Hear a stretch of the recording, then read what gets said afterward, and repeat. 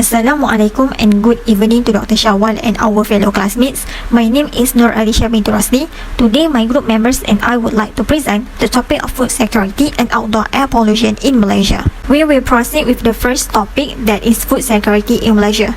Food is the most fundamental needs for people in order to survive. The food ranks first among the three most fundamental needs needed by humans other than shelter and clothing. When talking about food security will come into question. United Nations Committee on World Food Security defines food security as the ability for all people to acquire enough amounts of safe and nutritious food at all times in order to maintain an active lifestyle. However, over the decades, the food insecurity has and still arisen around the world. Much has changed since 1974 when FAO started reporting on global hunger. The world's population is constantly rising and urbanizing. The economy is becoming increasingly worldwide as technology advances. The growth in overweight and obesity is concerning, even while other kinds of malnutrition remain. Food production, distribution, and consumption have all altered considerably.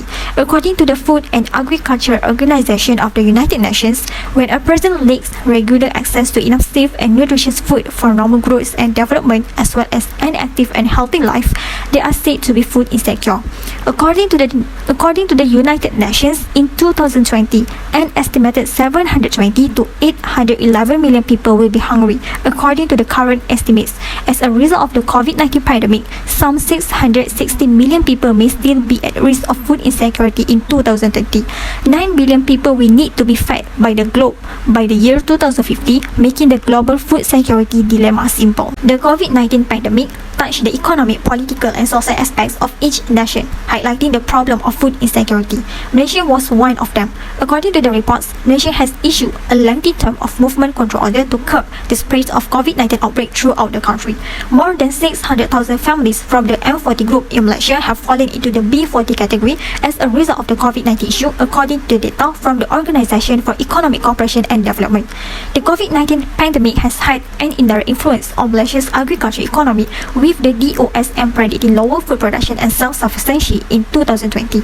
As a result of the COVID-19 pandemic, farmers reduced farm size. The decrease in fish landings is due to fewer ships operating at sea due to a scarcity of foreign labor. From 25 in 2019 to 19 in 2020, COVID-19 lowered the amount of food products for which Malaysia has a 100% SSR. Food self-sufficiency reduces a country's reliance on foreign food imports. The DOSM reported that the protracted outbreak has lowered IDR in 24 of 45 food items in Malaysia. The White Flag campaign, also known as the hashtag Bendera Putih White Flag campaign, shows the food insecurity in Malaysia. Those in need of assistance may raise a white flag to alert their neighbors and neighborhood. People are doing this to protest the financial hardships caused by the COVID-19 lockdowns. Several months ago, a movement began urging families in need of assistance to place a white flag or white clothes on their front porches to let people know they too need help. The white flag may help neighbors and others discover them. After the national financial crisis of 1997, the country's economy has collapsed. One of the upstream interventions in addressing the possible issue in regard to the food security is through the Policy Partnership on Food Security, or PPFS. PPFS is the policy introduced by Asia Pacific Economic Cooperation, or APEC, in 2011 to strengthen public and private cooperation in addressing food security issues. APEC is an intergovernmental forum for 21 member economies in the Asia Pacific region to promote sustainable economic growth, trade and investment, and also the prosperity in the region. As food security has become one of the concerning topics among countries, especially amongst the APEC economies, APEC members established the policy intervention to counter the food security issue. As part of APEC member, Malaysia also gets to cooperate in these international relations with others in defeating and overcoming the issue. Since the beginning of the COVID-19, many countries such as Malaysia has affected in terms of its economy, especially when the pandemic has taken its toll towards the low-income group. Furthermore, the food security has also directly affected by this situation. The instability of the country's economic conditions will affect the food security status of the population in terms of the individual's financial ability to buy as well as provide nutritious food for children. Hence, this such worrying situation gets the attention among the APEC members, especially Malaysia. As for that, the APEC member implement and interventions such as PPFS to secure food security among member countries. This policy includes APEC to promote public and private partnerships that seek to improve food security through greater elasticity and flexibility in the food system, which include development in infrastructure, technologies, and also supply chain management solutions. Besides, APEC also pursues its members to provide initiatives across the region to keep food trade open and recognizes the essential of food trade as component of food security, as well as avoids protectionist measures such as export restrictions. In this regard, the international cooperation among the APEC member countries will certainly assist and support Malaysia in overcoming the food security issue. Next, the United Nations Food and Agriculture Organization (FAO) is another upstream intervention in efforts to address food security issue. The FAO, in general, is known to be a part of the specialized agency of the United Nations, leading international efforts in combating and defeating hunger by developing agriculture. The purpose of this agency is to ensure all are enabled to achieve food and security, as well as to have regular access to adequate high-quality food for healthy lives. In order to be doing so, FAO provides and gives information, supports sustainable agriculture through national strategies, as well as legislation with the goal of defeating hunger. Moreover, the agency also contributes in improving local economies by helping its member countries develop and modernize agriculture, forestry, and fishery practices. In line with the objectives and goals of FAO, Malaysia, through Agriculture and Food Industry, or MAFI, has emphasizes the assurance agenda of the national food security is to ensure the food supply in the country is not only adequate but simultaneously safe, affordable, and of good quality. During pandemic particularly, FAO focuses on numerous challenges of the COVID-19 impact, include food security uncertainties. Therefore, the FAO has laid out the strategic framework 2020 until 2031 among the member countries, which includes a sustainable food system. Through the development of this framework, countries like Malaysia will be able to achieve the impact of better production, better nutrition, better environment, and better life that are linked to the dimensions of the food chain system. Assalamualaikum and selamat sejahtera. My name is Yang IZATUL NATASHA and I will explaining about the downstream intervention. The first downstream intervention is food security in Malaysia is the food bank program. The matter in question of food security has been widely discussed in Malaysia, especially after COVID-19 has stormed globally and led to the implementation of Movement Control Order or MCO. Due to this, people have made a few complications in surviving and obtaining food. However, aside battling with the disease, government and non-government has contributed a few aids to help those in need. Most of the aid is food bank from various agencies that are willing to help those who are affected from the situation. The food bank program has been implemented and has been widely used after the March 2020 implementation of the Movement Control Order. It strives to prevent wasting of usable surplus food produced by the retail business in addition to aiding disadvantaged communities. According to the official website of the Ministry of Domestic Trade and Consumer Affairs, the food bank program is to assist those who are not able to obtain food. This program also aligns with Sustainable Development Goal 12.3, the Food Waste Index of the United Nations Sustainable Development Goals. Since the outbreak of COVID-19, government agencies have been pulling out their resources and connection to assist whoever is affected by COVID-19. One of them is an initiative from the Department of Social Welfare Malaysia where they introduced Bakul Prihatin Negara. Each of Bakul Prihatin Negara has 8 items, which is 5 kg of rice, 1 kg of sugar, 500 grams of vermicelli, 650 ml of soy sauce, 230 grams of sardine, biscuit, and lastly, coffee. Other than that, Pemulih or Package Perlindungan Rakyat dan Pemulihan Ekonomi has created yet another initiative called Bantuan Bakul Makanan Pemulih. The former Prime Minister Tan Sri Muhyiddin Yassin announced a fund of 10 million allocated for the purpose of food basket assistance specifically for orang asli community. Moving on to the next point, when the Malaysian government implemented a movement control order, people who is in need started another initiative of getting help called as Bendera Putih. This hashtag became a trending on social media and has gained much attention from various non-government organizations. And this is because some people didn't fully get aid from the government, and some help from the government requires many procedures. Some of non-government such as KBC Food Bank, My Neighbor and also Kowe Malaysia are not just helping the government, but more importantly because the backbone of the needy and supporting them, especially during the difficult period of the COVID-19 pandemic. As the conclusion, food is essential for Malaysia. Food insecurity in Malaysia has a big impact on most people, especially people who come from hardcore poor families. B40 families and including M40 families are also affected.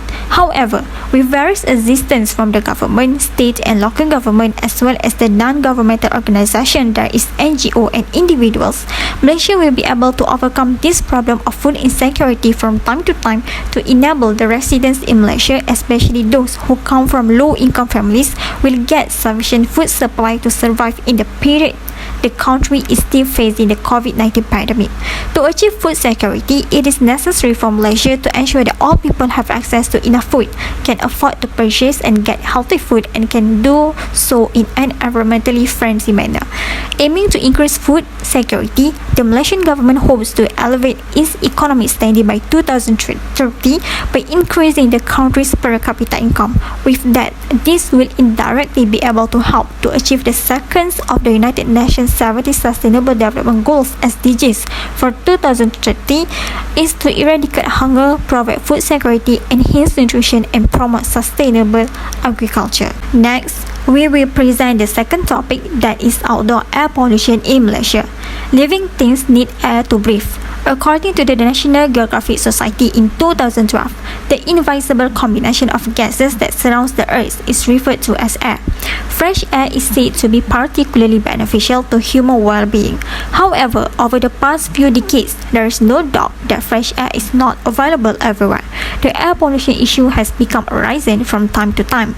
According to the World Health Organization, there is WHO, when a chemical, physical or biological agent enters the indoor or outdoor environment and alters the natural characteristics of the atmosphere, it is referred to as air pollution. Air pollution is divided into two, namely indoor and outdoor air pollution.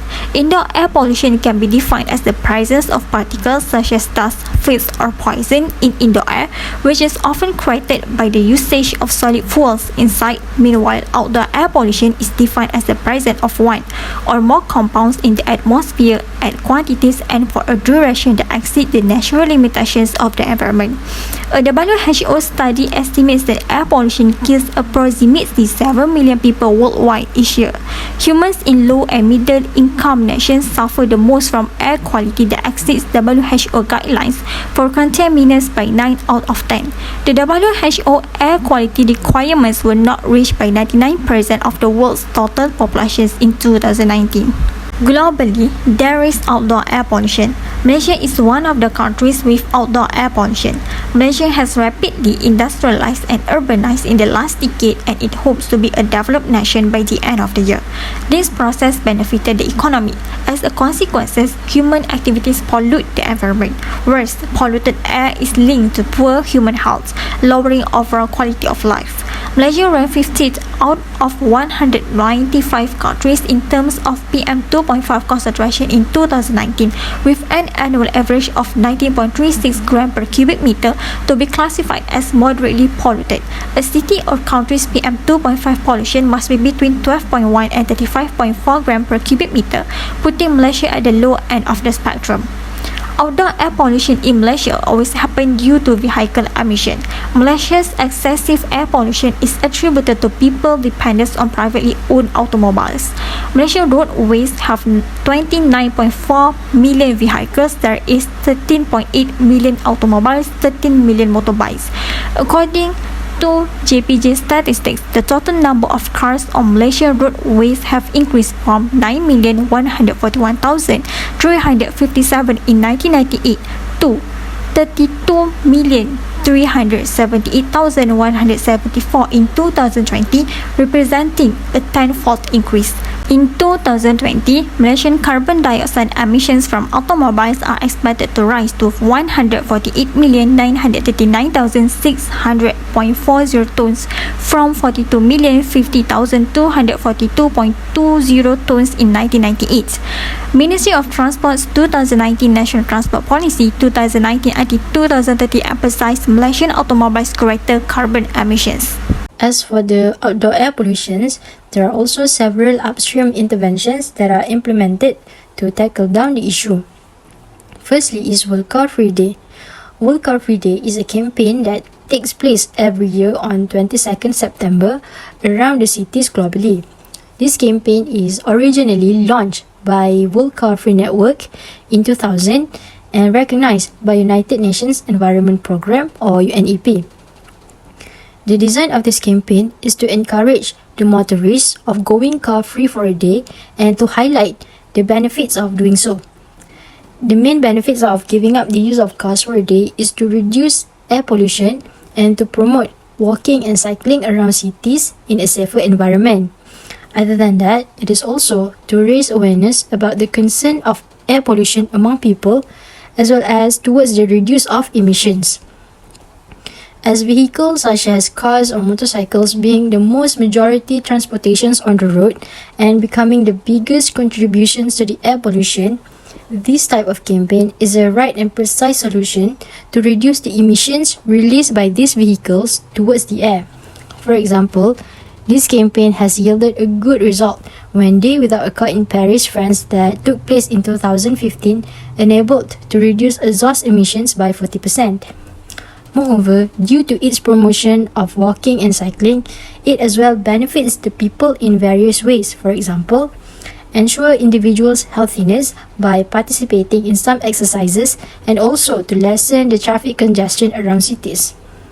On the other hand, even though this campaign does not celebrate by Malaysians on every 22nd September every year, yet Malaysia still takes a similar initiative but with a little different of approach to achieve the same goals. The second upstream intervention of outdoor air pollutions is through the program named the International Day of Clean Air for Blue Skies, launched by UNEP.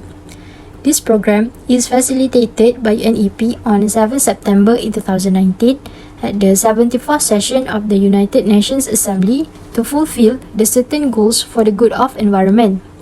Generally, the establishment of this campaign is to raise awareness and also to facilitate actions in order to improve the air quality. The Executive Director of UNEP mentioned about the air pollution for being a major issue globally and how it will affect to the human health, planetary health and also climate change. Hence, an urgent actions must be taken to ensure clean air is available regardless of the country's geography or socio-economic status. Goes with the theme of Healthy Air, Healthy Planet, this program has highlighted on the health aspects of air pollution, particularly during the pandemic in 2021. Additionally, this program also includes critical issues like climate change, human and planetary health, as well as sustainable development goals. In response to the COVID-19, the data suggested that air pollution could be a reason that may put people at a high risk of getting infected. Despite that, the COVID-19 situation that takes a surprise turn when it resulted to the decline in air pollution and increased the air quality. For instance, Malaysia's air quality increased because of the reduction in emissions of hazardous air pollutants in the atmosphere. Particularly during Movement Control Order or MCO, statistics indicated a high reduction of 58.4% in the fine particulate matter.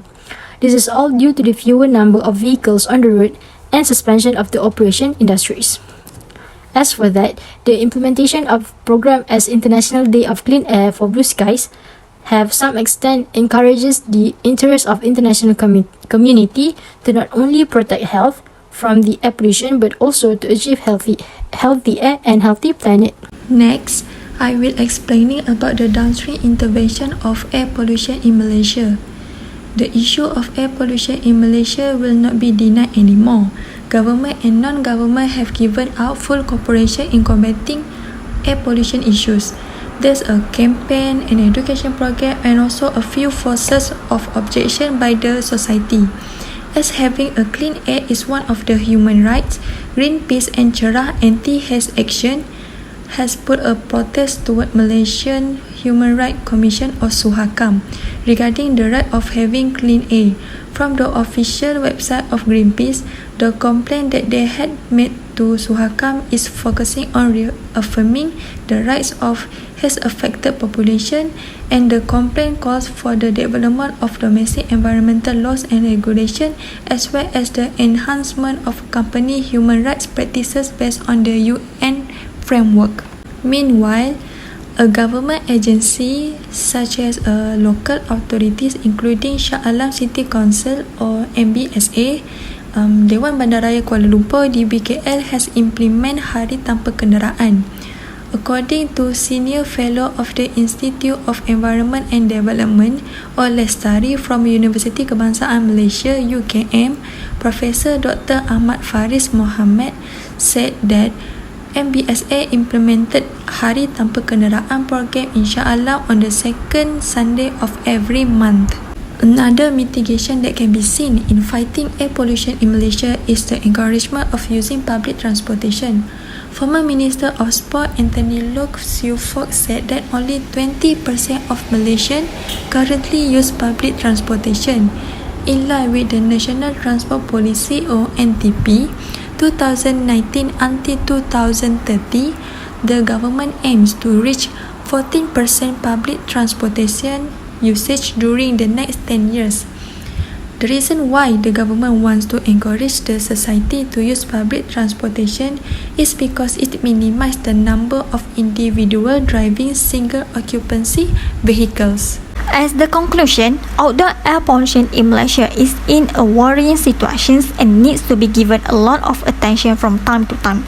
Various initiatives and programs need to be implemented by the government to ensure that air pollution in Malaysia can be overcome well and reduced to enable people throughout Malaysia to breathe fresher and cleaner air and avoid inhaling dirty and polluted air, which can cause various health problems to humans in particular. Therefore, each party must play their respective roles in helping to overcome air pollution that occurs in the country, where with the cooperation of all parties, namely the government, local and state government, NGOs, that is non-governmental organizations, especially from the people of Malaysia, in where the use of public transport is more encouraged in helping air pollution in Malaysia to decrease and improve from time to time, then air pollution can be recovered from quickly and effectively. With that, air pollution can be reduced from time to time in Malaysia as a whole. That's all from us. Thank you for watching and listening.